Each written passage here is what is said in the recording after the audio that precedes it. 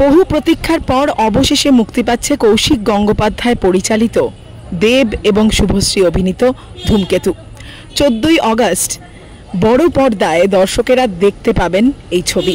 বহুদিন ধরেই তারা অপেক্ষায় ছিলেন, অনেক দিন ধরে নানা কারণে আটকে ছিল এই ছবি।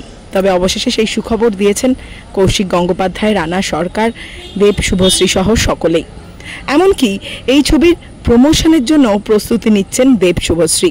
এই জুটিকে বহু বছর পর্দায় দেখেননি দর্শকেরা, এরপর আর দেখা যাবে কিনা সেটা নিয়েও আছে প্রশ্ন। তাই এই ছবি দেখার অপেক্ষায় রয়েছেন প্রত্যেকেই। তবে ধূমকেতুর জন্য কতটা অপেক্ষা করছেন রুক্মিণী মৈত্র, কি বললেন দেব শুভশ্রী জুটির এই ছবি নিয়ে, শুনে নিন।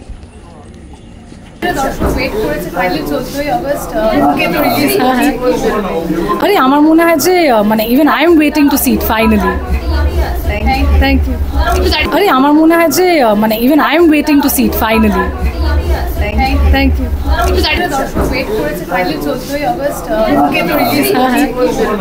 আরে আমার মনে হয় যে মানে even I am waiting to see it finally. Thank you.